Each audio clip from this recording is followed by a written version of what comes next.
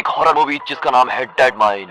Movie की शुरुआत में कुछ पायरेट्स अपना मिशन पूरा करके आराम कर रहे होते हैं। एक आदमी हल्का होने जंगल में जाता है, फिर जरा टहलते हुए वो एक गुफा के अंदर जाता है तो अचानक उसके पैर के नीचे जमीन सरकती है। वो बाहर आने की कोशिश करता है लेकिन बेचारा होल के अंदर गिर जाता है। अगले सीन में गन्स के साथ कुछ आदमियों को दिखाते हैं जो एक जापानीज मशीन गन नेस्ट के पास खड़े हैं। ये वर्ल्ड वॉर 2 के समय का अड्डा लगता है जब यहाँ मशीन गन छुपा कर रखे जाते थे। वहाँ टाइकून नाम का एक मिलियनेयर और उसकी गर्लफ्रेंड सुलिंग जंगल को निहार रहे होते हैं। दरअसल टाइकून ने इन आदमियों को हायर किया है। इस ग्रुप का लीडर टीनो मिलिट्री इंजीनियर स्टैनली को बुलाता है जो दूर खड़ा किसी चीज को घूर रहा होता है। तभी गन नेस्ट से कुछ चीख सुनाई देती है और सभी घबरा जाते हैं। कुछ देर में उनका एक आदमी अंदर से कंकाल लेकर हंसता हुआ बाहर आता है और सबको डराने लगता है। अब टाइकून टीनो को डांटता है कि ये कैसे जोकर पकड़ के लाए हो तुम। टीनो अपने आदमी को डांटता है लेकिन वे कंकाल को लेकर खेल रहे होते हैं। टाइकून ने मिकी नाम के एक जापानीज साइंटिस्ट को भी हायर किया है जो मशीन गन नेस्ट के अंदर जाकर चेक करती है। यहाँ स्टैनली पूछता है कि टाइकून आखिर यहाँ ढूंढ क्या रहा है, लेकिन टीनो खुद भी कुछ नहीं जानता। स्टैनली को टाइकून पर शक होता है। वो कहता है कि हमें सावधान रहना चाहिए क्योंकि यहाँ पायरेट्स का आना जाना लगा रहता है। अब वे जंगल के अंदर एक डेड माइन पर पहुंचते हैं जिसे किसी जमाने में डच ऑपरेट किया करते थे। स्टैनली बताता है कि डच के बाद इस जगह को जापानीज ने ऑक्यूपाई कर लिया था, लेकिन टाइकून कहता है कि ये डेड माइन बाद में एक मिलिट्री बंकर बना दी गई थी। अब स्टैनली उनको वार्न करता है कि यहाँ अर्थक्वेक बहुत होते हैं और ये जगह अनस्टेबल है। वो मिकी से पूछता है कि तुम टाइकून के साथ काम क्यों कर रही हो। वो बताती है कि मैं वर्ल्ड वॉर 2 के बारे में रिसर्च कर रही हूँ, इसलिए यहाँ पर आई हूँ। मैं जानना चाहती हूँ कि वर्ल्ड वॉर 2 में आदमी इतनी हिंसा कैसे कर पाए। अब स्टैनली एक्सप्लेन करता है कि सरकारें सोल्जर्स का ब्रेन वॉश करती हैं कि तुम अपने देश के लिए लड़ रहे हो और देश के लिए दूसरे इंसान का कत्ल करना गलत बात नहीं है। तभी पायरेट्स का एक ग्रुप उन पर फायर करता है और सब माइन के अंदर भाग जाते हैं। टीनो का एक आदमी पायरेट्स की ग्रेनेड से पूरी तरह घायल हो जाता है। नेस्ट का एंट्रेंस भी गिर जाता है और अब वे माइन में फंस गए हैं। वे मिलकर उस आदमी को पत्थरों के बीच से निकालते हैं। स्टैनली कहता है कि हमें माइन के अंदर जाकर दूसरा रास्ता ढूंढना ही होगा क्योंकि ये रास्ता तो बंद हो चुका है। अब सभी टाइकून से कहते हैं कि जब तक हमें बताया नहीं जाता कि तुम क्या ढूंढ रहे हो तब तक हम में से कोई इंसान तुम्हारी मदद नहीं करेगा। तुम्हारे लिए हम अपनी जान नहीं दे सकते। और पायरेट्स हम पर अटैक क्यों कर रहे हैं, लेकिन टाइकून उनके किसी भी सवाल का ठीक से जवाब नहीं देता और कहता है कि ये कॉन्फिडेंशियल बातें हैं। तो फिर स्टैनली भी कह देता है कि अगर नहीं बताओगे तो यही मारे जाओगे। तब जाकर टाइकून कहता है कि मिकी और मैंने कुछ पुराने मैप्स को डिकोड किया और इस लोकेशन पर पहुंचे हैं। यहाँ एक जापानीज मिलिट्री कमांडर का ट्रेजर छुपाया गया है, मैं उसे ही ढूंढ रहा हूँ। स्टैनली को उस पर बिल्कुल भी विश्वास नहीं होता, लेकिन इससे पहले कि उनकी लड़ाई हो जाए टाइकून कहता है कि लड़ाई की बजाय हमें सबसे पहले बाहर का रास्ता ढूंढना चाहिए। अब वे माइन की गहराई में जाते हैं तो अचानक लाइट जलने लगती है और पास के स्पीकर से युद्ध प्रचार का कोई गाना बजता है।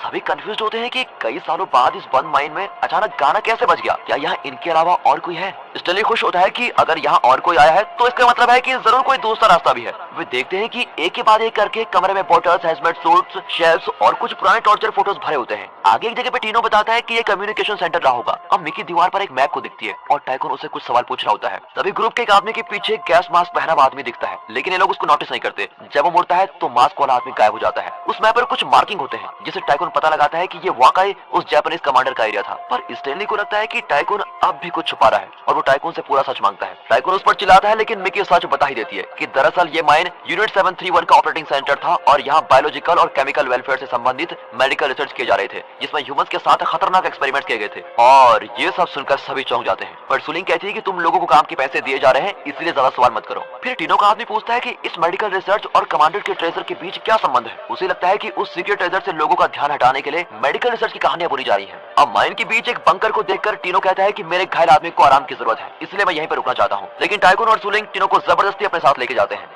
स्टैनली, मिकी और टीनो का एक साथी घायल आदमी एक साथ बंकर में रुक जाते हैं। अब टीनो के ग्रुप को एक कमरे में पिंजरे मिलते हैं। टाइकून को ऑस्ट्रेलिया सरकार का हेलमेट मिलता है, मतलब इस कमरे में प्रिजनर्स ऑफ वॉर को रखा गया था। स्टैनली मिकी से पूछता है क्या तुमने यूनिट 713 के बारे में जानने के लिए टाइकून को ज्वाइन किया था। वो हाँ में जवाब देती है। तभी घायल आदमी को जमीन से खुरदने की आवाज आती है और वो उठ जाता है। फिर अचानक जमीन सरकने लगती है और अंदर से दो हाथ निकलते हैं और उसको पकड़कर अंदर खींच लेते हैं। तीनों अंदर एक म्यूटेंट को देखते हैं जो इनको देखते भाग जाता है। स्टैनली मिकी से म्यूटेंट के बारे में पूछता है लेकिन वो इस बारे में कुछ नहीं जानती। तब टीनो का आदमी अपने साथी की तलाश में अंदर जाता है। स्टैनली और मिकी भी उसके पीछे पीछे जाते हैं। वहाँ उन्हें उस आदमी की लाश मिलती है। उसका गला काटा हुआ होता है और उसकी आंखें खुली की खुली होती है। स्टैनली मिकी को हिम्मत देता है कि हमें आगे चलते रहना होगा। वे गैस मास्क पहने हुए आदमी को नोटिस नहीं करते लेकिन वो स्टैनली को मार गिराता है और फिर मिकी भी खतरनाक तरीके से चीखती है। इसी बीच म्यूटेंट्स उस आदमी को पकड़कर खींचते हैं और उसे एक जगह फेंक देते हैं जहाँ ह्यूमंस के स्केलेटन पड़े होते हैं। वो अपने साथी को पुकारता है। जब वो उस जगह की जांच करता है तो वहाँ उस पायलट की सड़ी हुई लाश पड़ी होती है जो पहले सीन में गुफा के अंदर एक होल में गिरा था। लगता है उसके शरीर को म्यूटेंट्स चबाकर खा गए हैं। अब कई म्यूटेंट्स उसको घेर लेते हैं। एक पास आता है लेकिन वो उसको शूट कर देता है।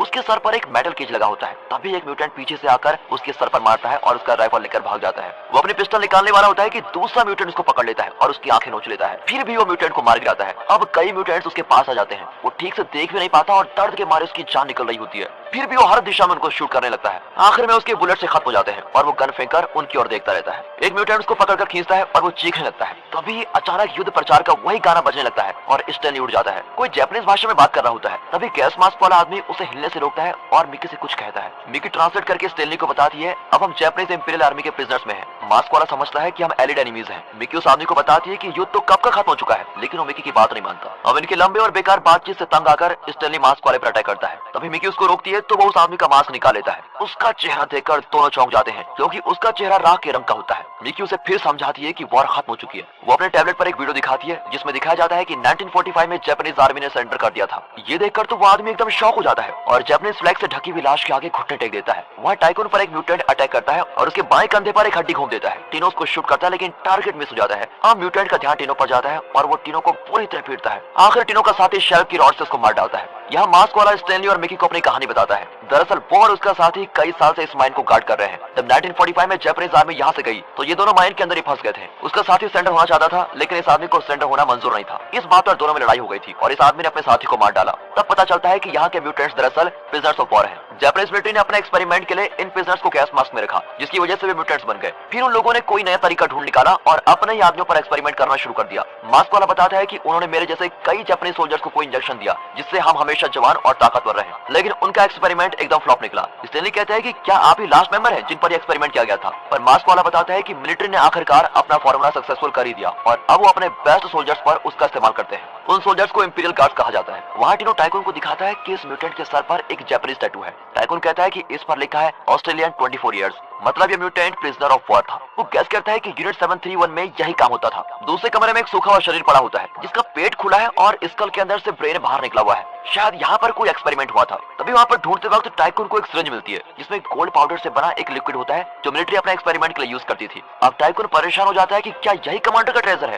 टिनो और उसका साथी दरवाजा खोलने की कोशिश करते हैं। सुलिंग टाइकून से पूछती है कि उस लिक्विड में गोल्ड क्यों मिक्स किया गया था। टाइकून बताता है कि ऐसा विश्वास है कि गोल्ड वो अमृत है जिससे इंसान हमेशा के लिए जिंदा रह सकता है। टाइकून को लगा था कि अंदर सच में कुछ बड़ा खजाना होगा, लेकिन अब वो उम्मीद खो चुका है। सुलिंग कहती है कि इंसान को म्यूटेंट बनाने वाला ये लिक्विड उस ट्रेजर से कम नहीं है। टिनो और उसका साथी आकर उस दरवाजे को खोल देते हैं और अंदर एक चैम्बर होता है जहाँ समुराई सोर्स में कई फिगर्स खड़े होते हैं। अचानक उनमें जान आ जाती है और वे इनकी ओर बढ़ते हैं। दोनों उन पर शूट करते हैं लेकिन उन्हें कुछ भी नहीं होता। टिनो टाइकून और सुलिंग से कहता है कि जल्दी यहाँ से भागो, पर उसका साथी वहीं रुकता है। फिर टिनो उन्हें एक मेटल ग्रिल तक लेके जाता है जो ड्रेनेज सिस्टम की ओर बढ़ती है और यहाँ टिनो का साथी मारा जाता है। वे उस जगह पर पहुंचते हैं जहाँ टिनो का एक आदमी मारा गया था। तभी एक म्यूटेंट टाइकून पर अटैक करता है। टिनो फिर एक नुकीली हड्डी से म्यूटेंट को मार डालता है। फिर वे आगे सीवेज सिस्टम से होकर अपने कमरे में पहुंचते हैं जहाँ स्टेनली, मिकी और मास्क वाला आदमी है। टिनो पूछता है कि क्या मास्क वाला आदमी बाहर का रास्ता जानता है। स्टेनली बताता है कि शायद मैं रास्ता जानता हूँ क्योंकि म्यूटेंट्स यहाँ से बाहर जाकर खाना तलाशते हैं और शिकार भी करते हैं। हमें उनके रास्ते से ही बाहर जाना होगा। सुलिंग चुपचाप सेज निकालती है और टाइकून पर लिक्विड इंजेक्ट कर देती है क्योंकि वो मरने की हालत में है।